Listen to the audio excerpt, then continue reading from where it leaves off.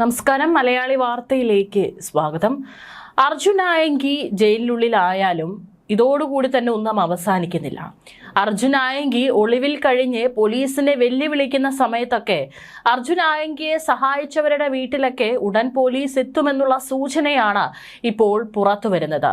ഏതായാലും പലയിടങ്ങളിലും ഒളിവിൽ കഴിഞ്ഞ് പല ആളുകളുടെയും സഹായത്താൽ ഒളിവിൽ കഴിഞ്ഞ് പോലീസിനെയും കേരളത്തിലെ നിയമ സംവിധാനത്തെയും വെല്ലുവിളിച്ചതിനുള്ള പണി ഇനി വരുന്നേയുള്ളൂ. കേരള പോലീസിനെ വെല്ലുവിളിച്ച അർജുൻ ആയങ്കി ഒളിവിൽ കഴിഞ്ഞ ദിവസങ്ങളിൽ സമൂഹ മാധ്യമങ്ങളിലടക്കം പിന്തുണ നൽകിയവരുടെ കൂടി പട്ടികയാണ് ഇപ്പോൾ പോലീസ് തയ്യാറാക്കിയിരിക്കുന്നത്. അർജുൻ ആയങ്കിയെ പിന്തുണച്ചവരുടെ ലിസ്റ്റ് തയ്യാറാക്കിയതായും അത്തരക്കാരുടെ വീടുകളിലേക്ക് പോലീസ് എത്തിത്തുടങ്ങിയെന്നും ADGP P വിജയനാണ് മാധ്യമങ്ങളോട് പ്രതികരിച്ചിരിക്കുന്നത്. ആയങ്കി ഒരു സൂപ്പർ സ്റ്റാർ അല്ല, ക്രിമിനലാണ്. സ്വർണം പൊട്ടിക്കൽ ഉൾപ്പെടെ ഒട്ടേറെ കുറ്റങ്ങൾ ചെയ്തയാളെ സമൂഹത്തിന് മുന്നിൽ പിന്തുണയ്ക്കുന്നത് തെറ്റായ സന്ദേശം നൽകുമെന്നും ADGP അഭിപ്രായപ്പെട്ടു. ഏതായാലും വളരെ നല്ലൊരു കാര്യം, നമ്മുടെ ആഭ്യന്തരമന്ത്രി രമേശ് ചെന്നിത്തല ഒരു കാര്യം പറഞ്ഞിരുന്നു. ഇവിടെ ജനങ്ങളുടെ സമാധാനത്തിനും സുരക്ഷയ്ക്കുമാണ് പ്രാധാന്യം. ഒരാൾ പോലും നിയമത്തെ വെല്ലുവിളിച്ചുകൊണ്ട് ഈ സമൂഹത്തിൽ നടക്കാമെന്ന് കരുതണ്ട, അത്തരക്കാർക്ക് നേരെ പൂട്ട് വീണിരിക്കും എന്നുള്ളത് രമേശ് ചെന്നിത്തല അദ്ദേഹം അത് പറയുകയും ചെയ്തിരുന്നു. ഏതായാലും ഇനി ഒരു തരത്തിലുള്ള ഗുണ്ടാ വിളയാട്ടങ്ങളും അല്ലെങ്കിൽ ഇത്തരക്കാരോടുള്ള സമൂഹ മാധ്യമങ്ങളിലൂടെ നമ്മുടെ നിയമത്തെയും നിയമ സംവിധാനത്തെയും വെല്ലുവിളിക്കുന്നത് ഒരു തരത്തിലും വെച്ച് പുറപ്പിക്കില്ല എന്നുള്ള കൃത്യമായിട്ടുള്ള സന്ദേശമാണ് നമ്മുടെ കേരള പോലീസ് നൽകുന്നത്. ഏതായാലും ഈ ഒരു കാര്യത്തിന് രണ്ട് കൈ മടിച്ചു തന്നെയാണ് ജനം പിന്തുണ നൽകുന്നത് എന്നുള്ള കാര്യത്തിൽ യാതൊരു സംശയവും വേണ്ട. അർജുൻ ആയങ്കിയെ വെടിവെച്ച് പിടിക്കാൻ പോലീസ് തീരുമാനിച്ചെന്ന വാർത്ത തെറ്റാണെന്നും P വിജയൻ ഇതിനോടൊപ്പം സ്ഥിരീകരിച്ചിട്ടുണ്ട്. അത്തരമൊരു തീരുമാനം എടുത്തിരുന്നില്ല. വെടിവെച്ച് പിടിക്കാനുള്ള റേഞ്ച് ആയങ്കിക്കില്ലെന്നാണ് P വിജയൻ അദ്ദേഹം പറഞ്ഞിരിക്കുന്നത്. ആയങ്കി എവിടെയാണെന്ന് പോലീസിന് മുൻകൂട്ടി അറിയാമായിരുന്നു.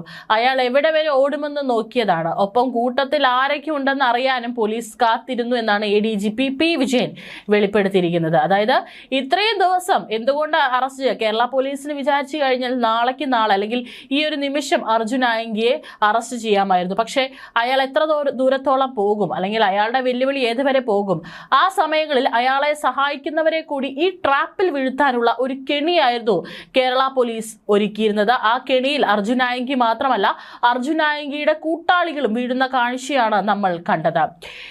ക്രിമിനലുകൾ സൂപ്പർ സ്റ്റാറുകളല്ലെന്നും കുറ്റകൃത്യ പശ്ചാത്തലമുള്ളവരെ സോഷ്യൽ മീഡിയയിലൂടെ മഹത്വവൽക്കരിക്കുന്നതും പിന്തുണയ്ക്കുന്നതും ക്രിമിനൽ പ്രവർത്തനമായി തന്നെ കാണുമെന്നും ക്രമസമാധാന ചുമതലയുള്ള ADGP P വിജയൻ പറഞ്ഞു.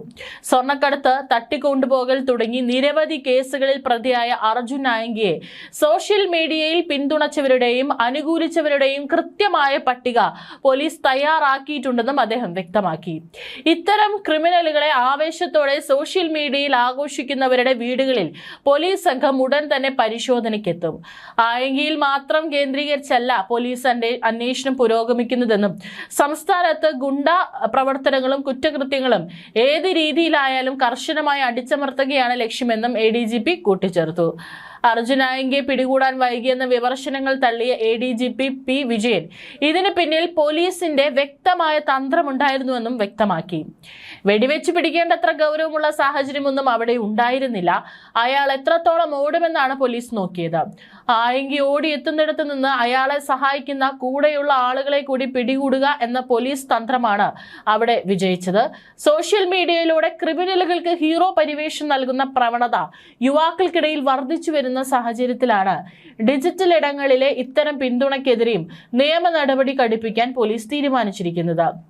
അതേസമയം അർജുൻ ആയങ്കി പോലീസിനെ വെല്ലുവിളിച്ച് ഒളിവിൽ കഴിഞ്ഞതല്ലെന്നും കീഴടങ്ങാൻ തീരുമാനിച്ചതാണ് തന്റെ ഫ്ളാറ്റിലേക്ക് വന്നതെന്നാണ് അർജുൻ ആയങ്കിയുടെ അഭിഭാഷക അഡ്വക്കേറ്റ് ഡെലീറ്റ ടൈറ്റസ് മാധ്യമങ്ങളോട് വ്യക്തമാക്കിയിരുന്നത്. കാരണം അർജുൻ ആയങ്കിയെ പിടിച്ചത് കണ്ണൂരിലെ ഒരു അഭിഭാഷകയുടെ വീട്ടിലാണെന്നുള്ള ആദ്യ റിപ്പോർട്ടുകൾ പുറത്തു വന്നിരുന്നു. എന്നാൽ ആദ്യ മണിക്കൂറുകളിലൊന്നും തന്നെ ആ അഭിഭാഷക ആരാണ് എന്നുള്ളതിനെ കുറിച്ച് കൂടുതൽ വിശദാംശങ്ങൾ പുറത്തു വന്നില്ല. കാരണം ആ അഭിഭാഷകയും അർജുൻ ആയങ്കിയും തമ്മിലുള്ള ബന്ധം എന്താണെന്ന് കൃത്യമായിട്ട് പോലീസ് പരിശോധിച്ച് വരികയായിരുന്നു. ഇപ്പോൾ ആ അഭിഭാഷക തന്നെയാണ് മാധ്യമങ്ങളോട് പ്രതികരിച്ചത്. തന്റെ തന്റെ ഫ്ളാറ്റിൽ നിന്നാണ് ഇയാളെ പോലീസ് പിടികൂടിയത്. താൻ അർജുനെ ഒളിപ്പിച്ച് താമസിപ്പിച്ചു എന്ന ആരോപണം പൂർണ്ണമായും തെറ്റാണ്. അർജുന്റെ പേരിൽ 5ഓളം കേസുകളുണ്ട്. ഇതിനാൽ സുപ്രീം കോടതിയിൽ ജാമ്യം ലഭിക്കുന്നതിനായുള്ള ഹർജി തയ്യാറാക്കുന്നതടക്കം നിരവധി നിയമപരമായ കാര്യങ്ങൾ ചർച്ച ചെയ്യേണ്ടതുണ്ടായിരുന്നു. ഈ കാര്യങ്ങൾ സംസാരിക്കാനും മാനസികമായി കീഴടങ്ങാൻ തയ്യാറെടുക്കാനുമായിട്ടാണ് അർജുൻ ഫ്ളാറ്റിലെത്തിയത്. പോലീസ് സ്ക്വാഡ് എത്തിയപ്പോൾ ഒരു തരത്തിലുള്ള തടസ്സവും അവിടെ ഉണ്ടായില്ല. തങ്ങൾ തന്നെ വാതിൽ തുറന്നു നൽകുകയും അവർ അർജുനെ കൊണ്ടുപോവുകയുമാണ് ഉണ്ടായത്. അവിടെ നിന്ന് രക്ഷപ്പെടാൻ യാതൊരു ശ്രമവും നടത്തിയിട്ടില്ലെന്നും കീഴടങ്ങാൻ വേണ്ടി മാത്രമാണ് അർജുൻ വന്നതെന്നാണ് അവർ ആവർത്തിച്ചിരിക്കുന്നത്. ഇനി ഏതായാലും ഇപ്പോൾ പിടിക്കപ്പെട്ട് കഴിഞ്ഞാൽ അത്തരത്തിലുള്ള ഒരു ആരോപണം പറയുക മാത്രമേ വഴിയുള്ളൂ. കാരണം ഇത്രയും 3 ദിവസമായിട്ട് കേരള പോലീസ് അർജുൻ ആയങ്കിയെ തിരയുകയാണ്. എല്ലാ മാധ്യമങ്ങളിലും അർജുൻ ആയങ്കിക്കായുള്ള തെരച്ചിൽ നടക്കുന്നുണ്ട്. അല്ലെങ്കിൽ അർജുൻ ആയങ്കി ഇത്തരത്തിൽ സോഷ്യൽ മീഡിയയിലൂടെ വെല്ലുവിളി നടത്തുന്നതൊക്കെ 24 hours ആണ് ഇവിടുത്തെ ചാനലുകൾ കാണിച്ചുകൊണ്ടിരിക്കുന്നത്. ഈ ഒരു സാഹചര്യത്തിൽ അവിടെ വരുമ്പോൾ ആ നിമിഷം തന്നെ അവിടെ പോലീസിനെ വിളിച്ചു വരുത്തിയിട്ട് ഈ അഡ്വക്കേറ്റ് അർജുൻ ആയങ്കി ഇവിടെ ഉണ്ട്, കീഴടങ്ങാൻ താല്പര്യമുണ്ട് എന്ന് പറയുകയാണെങ്കിൽ നമുക്ക് ഈ പറയുന്ന കാര്യങ്ങളെ നമുക്ക് ന്യായീകരിക്കാം. പക്ഷേ ഇത് ഇത്രയും ആ ഫ്ലാറ്റിലെത്തി ഇത്രയും മണിക്കൂറുകൾ കഴിഞ്ഞിട്ടും അവിടെ മാനസികമായി തയ്യാറെടുപ്പ് നടത്തിക്കൊണ്ടിരിക്കുകയായിരുന്നു. അതിനു വേണ്ടിയിട്ടും ചില കേസുകളെ കുറിച്ചുള്ള ഡിസ്കഷൻ നടത്താൻ വേണ്ടിയിട്ടാണ് അവിടെ എത്തിയത് എന്ന് പറയുമ്പോൾ അതിന് ഏത് തരത്തിൽ ന്യായീകരിക്കണമെന്ന് മനസ്സിലാകുന്നില്ല. ഏതായാലും പോലീസ് സ്റ്റേഷനിൽ നിന്ന് വെറും 2 കിലോമീറ്റർ മാത്രം ദൂരമുള്ള ഫ്ളാറ്റിലാണ് ഈ അഭിഭാഷക താമസിക്കുന്നത്. തളിപ്പറമ്പിൽ നിന്ന് കണ്ണൂരിലേക്ക് വരുന്നത് തന്നെ കീഴടങ്ങാനാണ്. ഈ ഫ്ളാറ്റിൽ CCTV ഉണ്ടെന്ന കാര്യം തനിക്കും അർജുനും അറിയാം. ചുറ്റും ഒരുപാട് വീടുകളുമുണ്ട്. അങ്ങനെയുള്ള സ്ഥലത്ത് ഒരാളെ ഒളിപ്പിച്ചു നിർത്താൻ കഴിയില്ല.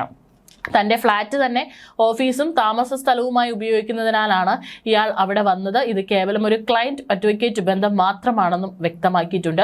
മൊബൈൽ ഫോൺ സംബന്ധിച്ച് കോടതിയിൽ ശക്തമായ വാദമാണ് നടന്നതെന്ന് അർജുൻ ആയങ്കിയുടെ വക്കീൽ MK ഹസൻ പറഞ്ഞു.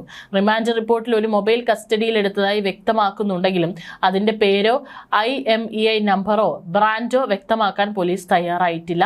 എന്നാൽ കസ്റ്റഡി അപേക്ഷയിൽ iPhone 60 Pro കണ്ടെത്തണമെന്ന് പ്രോസിക്യൂഷൻ ആവശ്യപ്പെട്ടത്.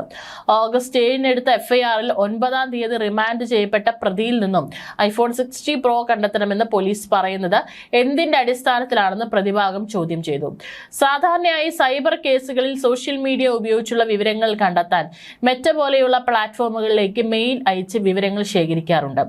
എന്നാൽ വെറും 4 ദിവസം കൊണ്ട് ഇയാൾ ഉപയോഗിച്ചത് iPhone 60 Pro ആണെന്ന് പോലീസ് എങ്ങനെ കണ്ടെത്തിയെന്ന് പ്രതിഭാഗം വാദിച്ചു. പ്രതിഭാഗത്തിന്റെ ഈ ഒബ്ജക്ഷൻ പരിഗണിച്ചാണ് കോടതി 5 ദിവസത്തെ കസ്റ്റഡി അനുവദിക്കാതെ 3 ദിവസം മാത്രമായി ചുരുക്കിയതെന്നും അഭിഭാഷകൻ പറഞ്ഞിട്ടുണ്ട്. ഏതായാലും ഇപ്പോൾ അർജുൻ ആയങ്കിയെ പിന്തുണച്ചുകൊണ്ട് സോഷ്യൽ മീഡിയ പോസ്റ്റുകളും കമന്റുകളൊക്കെ പങ്കുവെച്ചവർക്കുള്ള പണി വരുന്നുണ്ട്. അവരുടെ ഒരു ലിസ്റ്റ് തന്നെ തയ്യാറാക്കിയിട്ടുണ്ട് എന്നാണ് ADGP വ്യക്തമാക്കിയിരിക്കുന്നത്. ഏതായാലും ഇനി പുറത്തുള്ളവർക്കാണ് നല്ല 8ന്റെ പണി കേരള പോലീസ് തരാൻ പോകുന്നത്.